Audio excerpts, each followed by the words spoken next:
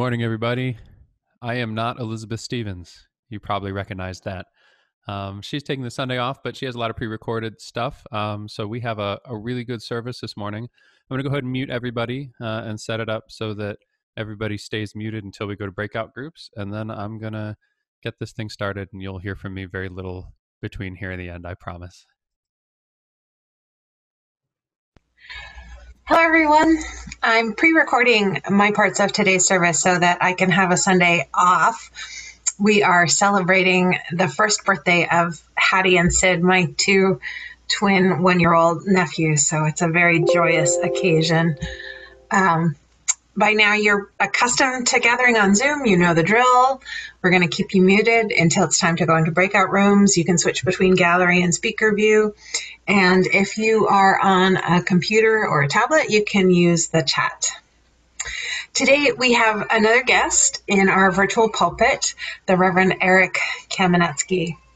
Eric is a dear friend, a cherished colleague, and he serves the Edmonds UU Church, which is where our stewardship consultant, Rachel Maxwell, is a member. The topic of his sermon today is gratitude as resistance and resilience.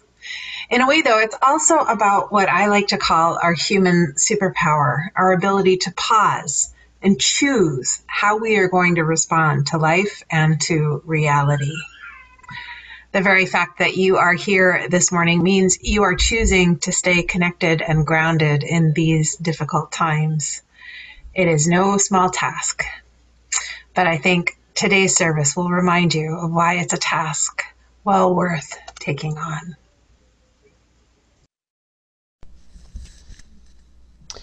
Whoever you are, wherever you've come from, whatever your beliefs, whomever you love, and however bumpy your life's journey, know that you are welcome here. I'd invite you to check in via chat and light your chalice while Eric shares some opening words, followed by a simple chalice lighting.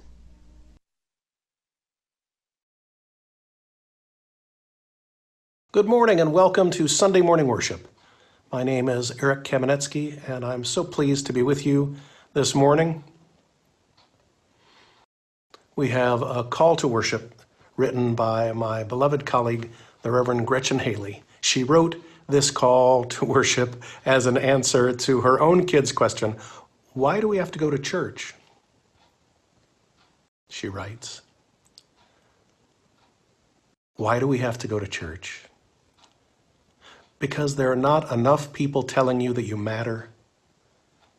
Not because you are funny or smart or send me the best YouTube videos. That you are loved even when you cannot get up on time or put your socks in, not beside the laundry basket. Even when your temper gets away from you and before we know it, the whole family is crying. We are sitting here in this circle on this morning so that you hear someone else say, you are loved beyond belief. So that you feel from every direction you belong beyond your choosing. There is nothing you can do that would make you unworthy of love, that your life is precious, each breath in and out, precious. We are here to learn how to hold this much love at the center of our beings, to let it be our greeting and our parting, to let it flow from our singing and connect us in our silence. We are here to practice showing up like it counts, because we count. To show up with courage and also humility. To remember we could be wrong about everything. To feel a part of something with consequence beyond the everyday patterns. To learn community and responsibility and to refuse despair, which, if you don't need it yet, you will someday. To see people choosing kindness and letting go, giving away every blessing we receive with gratitude. Come, let us worship together.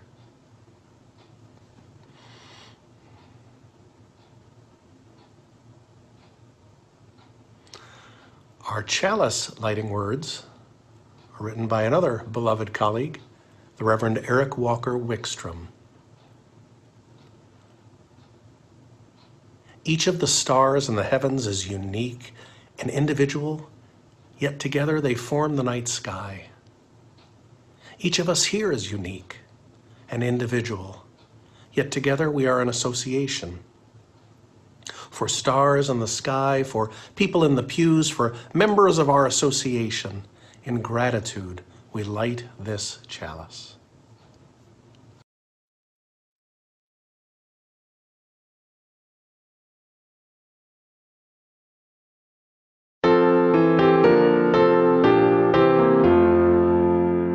Just as long as I have breath, I must answer yes to life. Though with pain I made my way, still with hope I meet each day. If they ask what I did well, tell them I said yes to life. Just as long as vision lasts, I must answer yes to truth. In my dream and in my dark, always that elusive spark. If they ask what I did well, tell them I said yes to truth. Just as long as my heart beats, I must answer yes to love. Disappointment pierced me through, still I kept on loving you. If they ask what I did best, tell them I said yes to love.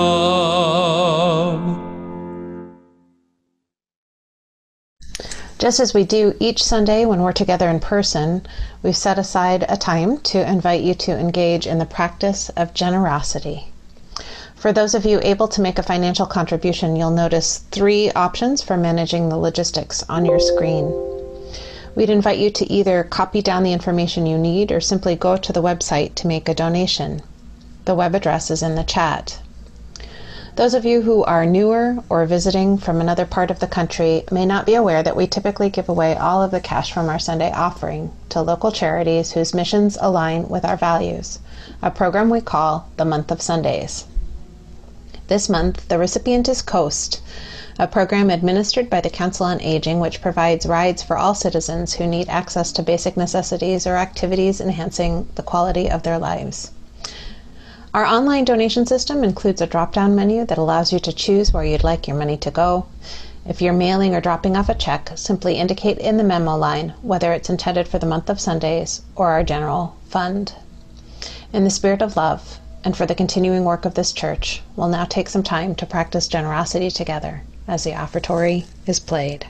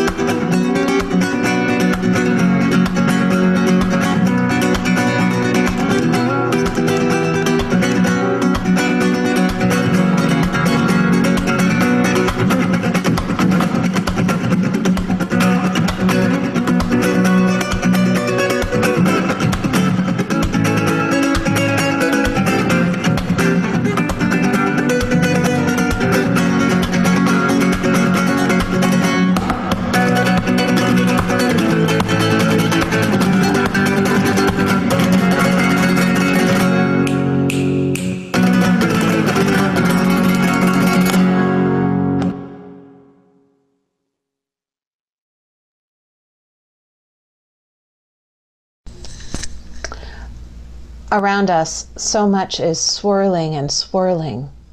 Anger, division, fear, hostility, sickness, anxiety. The list goes on, and these things are real. It doesn't serve to pretend otherwise. But we get to choose.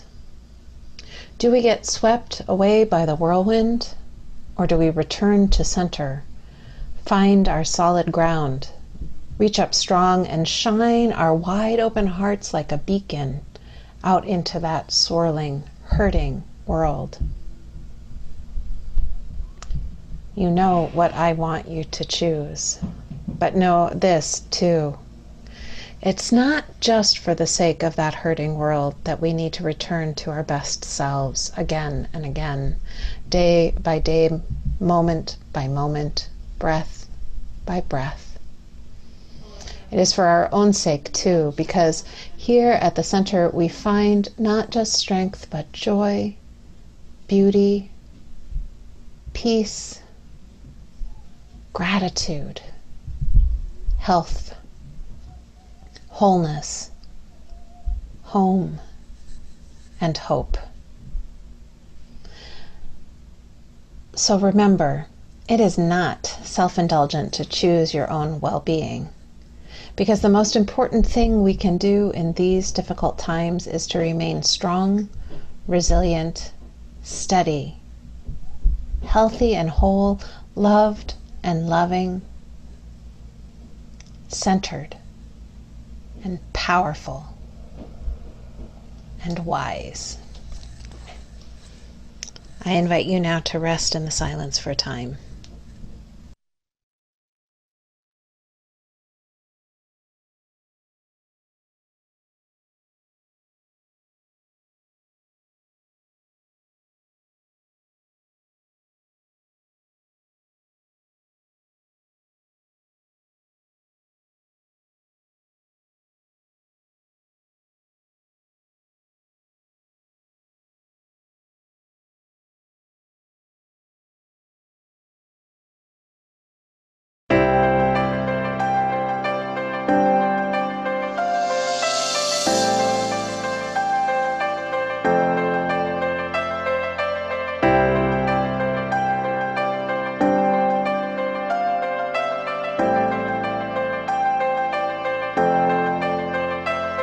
You're my life, you're my breath, you're a smile, you're my guest. You're the earth, you're the sun, you're the grass, you are love. You're my hands, you're a bug, you're my eyes, you're a hug. You're the light in the dark, you're the spark, you are fun. You're my mom, you are water, you're the stars, you're my daughter. You're my friend till the end, you're my dreams, you're my father. You're the ants on the ground, the miracles that surround. I'm feeling it all around, the hemisphere in the clouds. You're my pain, you're my sorrow, you're my hope for tomorrow. You're the strength when I'm hollow, you're the path that I follow. You're the blessings that exist, the small things that are bliss. The gift to realize that everything all is that I am, all that I see, all that I've been, and all that I'll ever be is a blessing. It's so amazing, and I'm grateful for it all, for it all.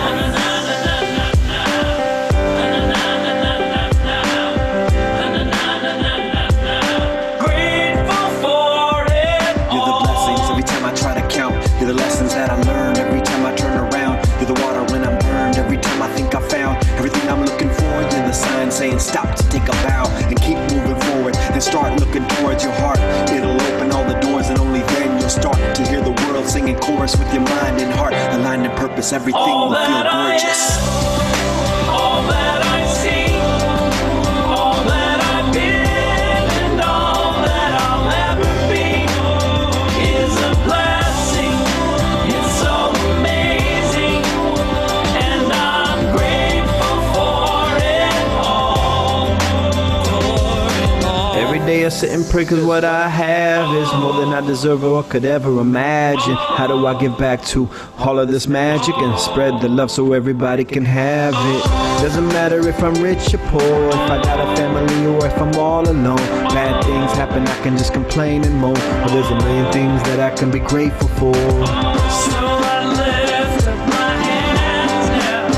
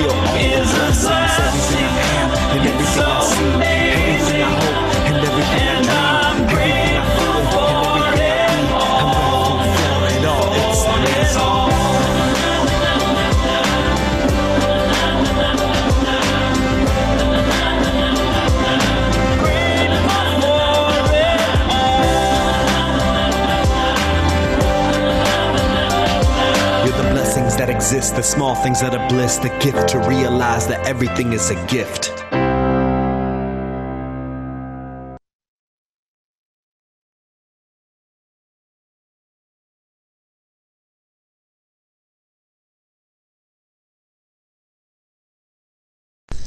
Our reading today is In Praise of Praise by the Reverend Sean Parker Dennison. Yes, even now when so much is broken, praise tears that will not be held back, witness to the immeasurable beauty of the smile of a 6-year-old, gunned down by those who praise nothing. Yes, even now when so much is at risk, praise the blood that pulses its systole and diastole rhythm, dancing to and from the heart, even when the sky is smoke and our masks have become an ordinary necessity. Yes, even now, when so much is struggle, praise bodies that sweat and tremble, muscles tense with embodied comprehension that we are headed the wrong way, and the irresistible urge to change direction, a glorious, clumsy, prodigal return.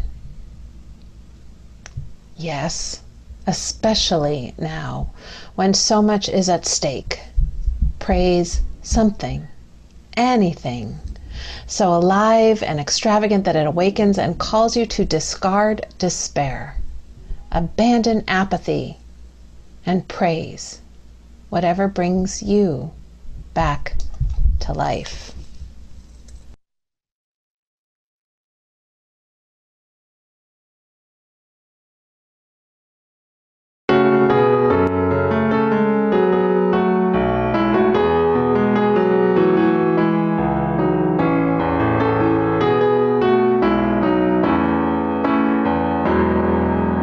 How could anyone ever tell you were anything less than beautiful? How could anyone ever tell you were less than whole? How could anyone fail to notice that your loving is a miracle? How deeply you're connected to my soul. How could anyone ever tell you were anything less than beautiful? How could anyone ever tell you were less than whole? How could anyone fail to notice that your loving is a miracle? How deeply you're connected to my soul.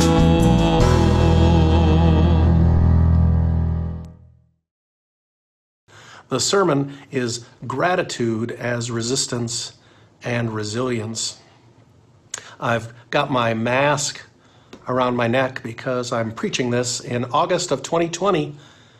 I'm here in Washington State and the COVID-19 pandemic is still going on and we've got to stay safe.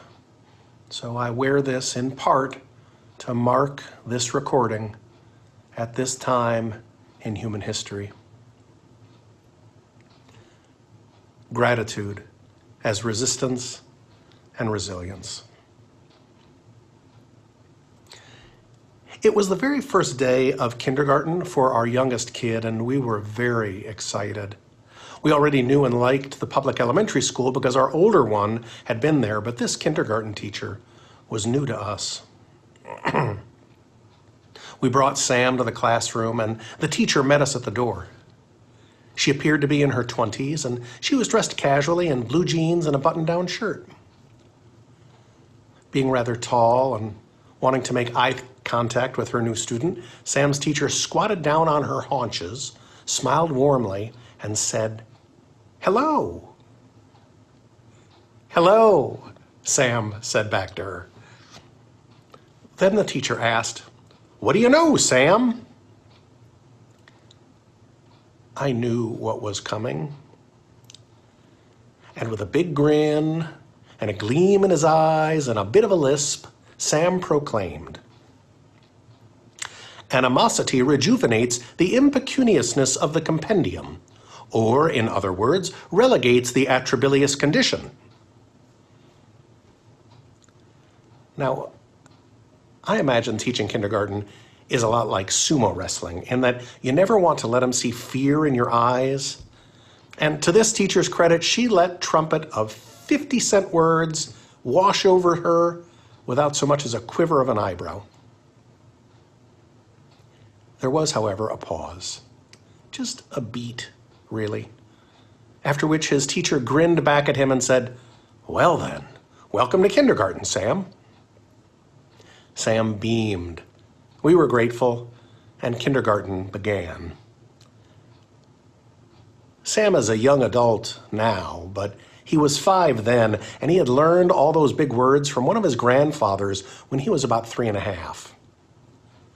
I can still remember the first time he heard Grandpa Dick say it. We were going somewhere in a car with both of them when Grandpa Dick said it out loud. Sam's head snapped up. Sam loves words. Sam said, "What?" And Grandpa Dick repeated it. "Animosity rejuvenates the impecuniousness of the compendium, or in other words, relegates the atrabilious condition." Sam spent the next few hours learning the words and practicing their pronunciation. Sam's grandfather is something of a practical joker. He also loves words, and he probably grew up poring over a thesaurus as a child. He was gleeful teaching that string of syllables to that little boy, probably knowing exactly the sort of use to which it might be put. For his part, Sam used it whenever he felt he was being ignored or whenever he wanted to stop adult conversation. And for that purpose, it was pretty effective. Animosity rejuvenates the impecuniousness of the compendium, or in other words, relegates the atrabilious condition. I think at some point Sam consulted his grandfather about the meaning of that quip, and Sam decided that it boils down to this. Choosing to be angry makes you angrier. Choosing to be angry makes you angrier. And it turns out that's not just folk wisdom. There's research to prove it. I spent the 90s and the early aughts attending a congregation in Durham, North Carolina, the Eno River Unitarian Universalist Fellowship. Dr. Redford Williams was a member then.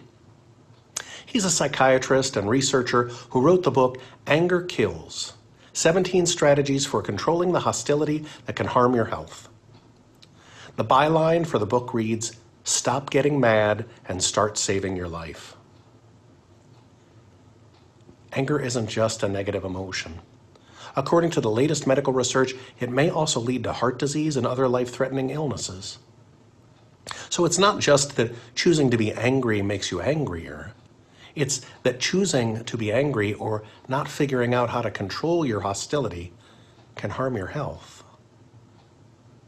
Now, if you're feeling wound up about the news or the presidential primaries or the upcoming election or the various pardons or the news about the Russian president and his interest in our elections, you're not alone. And feeling wound up is a totally appropriate response. And the alternative, if you're feeling kind of fatigued or numb toward the news of the world and everything else, that is also a totally appropriate response. These are not the good old days. Believe it or not, news about other places does filter down into my world, and I'm in conversation with your minister and lots of other UU ministers on social media, so I have some familiarity with some of the stresses and strains you face up in Moscow as well. And I'm not convinced there actually were good old days, even when your preferred president is or was in office. But these are the days we have, the only days we have. In fact, this is the only day we have. And we are here to be reminded that we must refuse despair, because this is the only day we have. There is one important time, and that time is now. because the present moment is the only one over which we have control. We can plan for future moments and we can remember moments past, but this is the only moment we have. And what is most important about this moment is that we are here, spending it together. So I want us to get away from anger, hostility, fatigue, and numbness and move toward investing in gratitude. Gratitude as a form of resistance, gratitude as a form of resilience. You know, I missed being with the congregation I serve down here in Edmonds, Washington, on Christmas Eve of 2019 because I was with my own family visiting a piece of our family who lived very far away. And while it was a delight to be with them, I missed being with the community I serve. There is a little story that I've shared with them from time to time on Christmas Eve. It comes from the Reverend Clark Dewey Wells, now passed, and it is related to gratitude in that it reminds me to take stock of the present moment and to pay attention within it.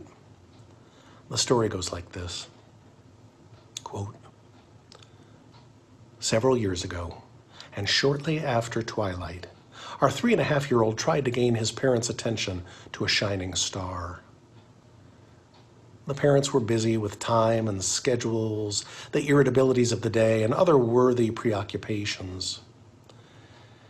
Yes, we see the star. Now, I'm busy. Don't bother me." On hearing this, the young one launched through the porch door, fixed us with a fiery gaze, and said, "You be glad at that star." I will not forget the incident or his perfect words, Clark continued.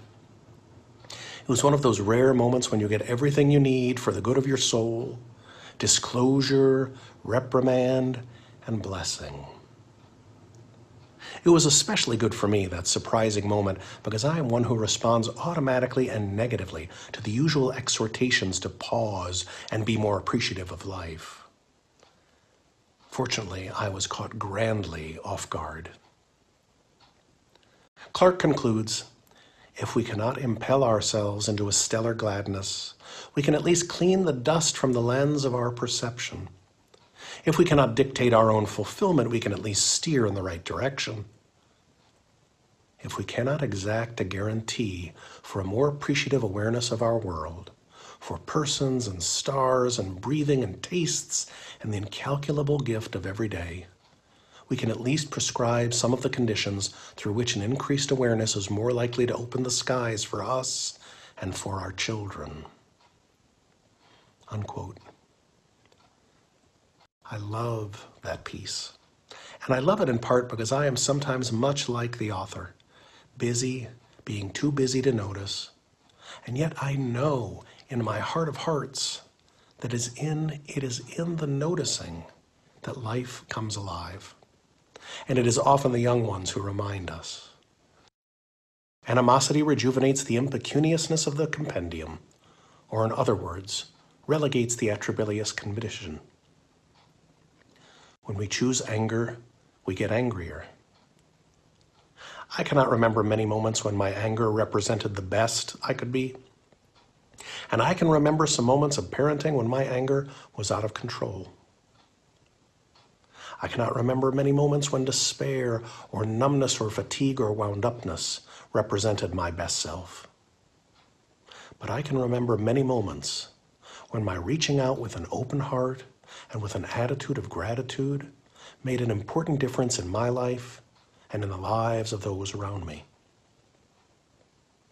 I cannot for the life of me remember any moment I regret for having been generous of spirit, resource, time, or effort.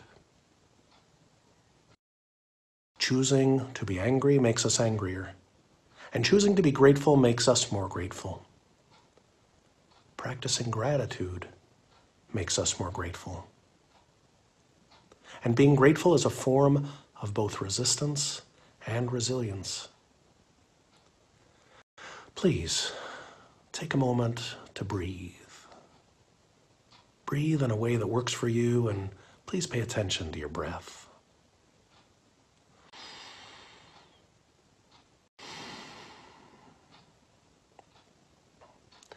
We have breathed in every moment of our lives, and we will breathe for every moment of the rest of our lives. In and out, in and out. How often do we take time to be grateful for that? I remember a few summers ago when we had smoke coming to our area from distant fires. Breathing was harder then. We duct taped air filters to box fans, got face masks, and suddenly breathing was a lot of work. I'm asthmatic, though I've generally got it pretty well controlled. But for me, managing that is a daily regimen. Getting grateful for breathing and for the daily regimen that makes it easier and more predictable took me a while. But I recognize, perhaps more than someone who breathes effortlessly and unconsciously, what a gift it is to breathe and what a gift it is to be alive. I am grateful to be alive in this moment. Even with all that is going on in the world at and in this very moment, I am grateful. I'm grateful because I'm here, and I'm grateful because I get to be here with you, even if only over a screen. That is a gift. The beauty, care, and compassion you bring to this piece of your world are breathtaking. Please, take a moment to think about something for which you are grateful.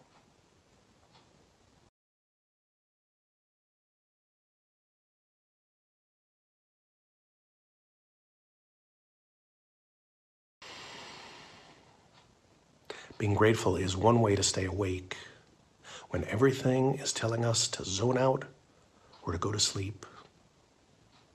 Practicing gratitude, practicing being grateful, puts us in touch with our power and with our possibility. Psychologist Robert Edmonds, who has spent nearly his entire career studying the effects of gratitude, wrote a book entitled Thanks: How the New Science of Gratitude Can Make You Happier. And Dr. Edmonds has concluded that few things in life are as integral to our well-being as gratitude. Practicing gratitude can help you cope with stress, improve your overall health and well-being, help you develop stronger bonds and relationships, make you feel more secure and self-assured, increase your overall happiness and self-satisfaction, and keep you inspired and creative. Now, that all sounds great, but I'm pretty sure you can't buy gratitude in bulk over at Costco or even find it at our local Fred Meyer's, though I am deeply grateful for both of them. Gratitude practice is a practice. So if you are going to have more gratitude in your life, you have to practice. And it doesn't have to be difficult. It can be as simple as examining your life and being thankful for that. And life is something worthy of our gratitude. I have asthma. I've had it my whole life. But I don't spend my time being bitter about having asthma. Instead, and rather than being bitter, I follow my primary care physician's orders and I take my medications. I breathe as well as I breathe, and I'm grateful to be able to breathe at all. What's important about that is that I remember to be grateful. I breathe. What a gift. But what if you have a hard time remembering to be grateful? Well, here are some suggestions from the experts. Try keeping a journal of things you are or should be grateful for. Think back on past challenges that you have overcome and be grateful for that. Avoid people who dwell on the negative. And most importantly, pay it forward. Do something nice or helpful for somebody else. Make someone's day. Do something that puts someone else in a position to feel grateful. You can make it even simpler than that. Pick something in this moment for which to be grateful.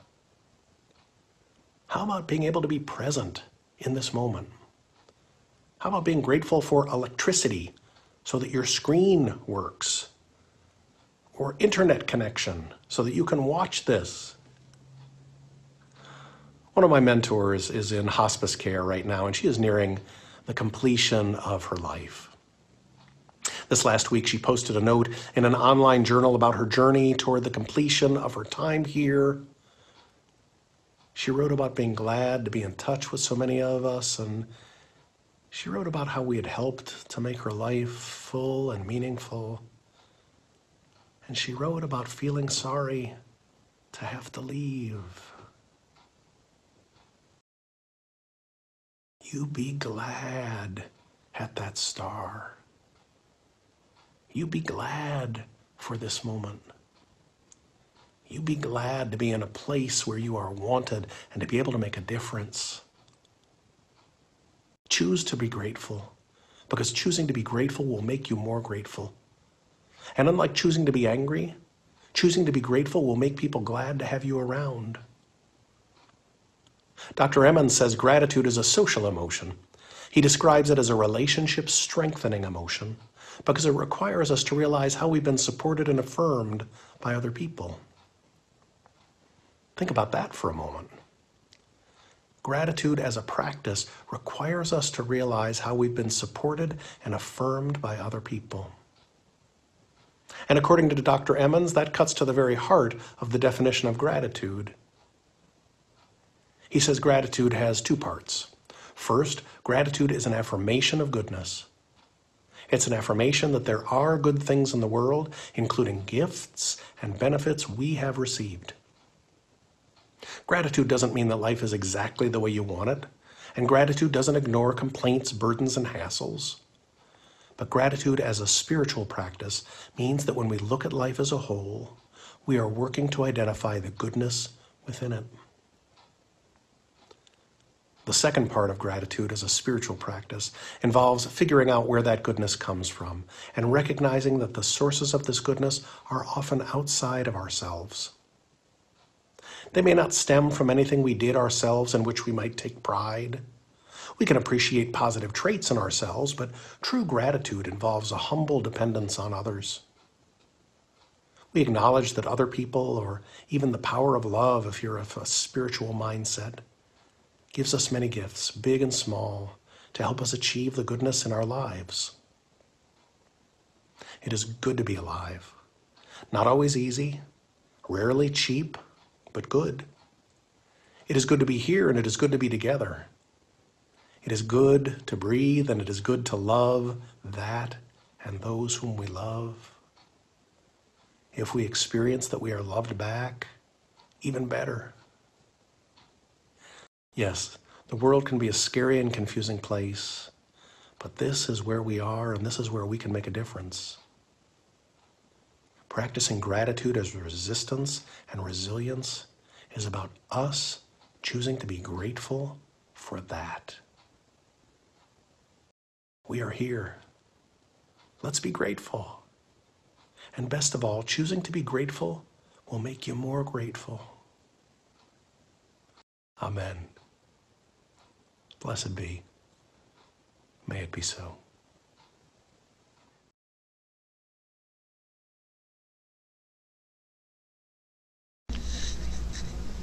Our reading as we regather is another good one from Lynn Unger.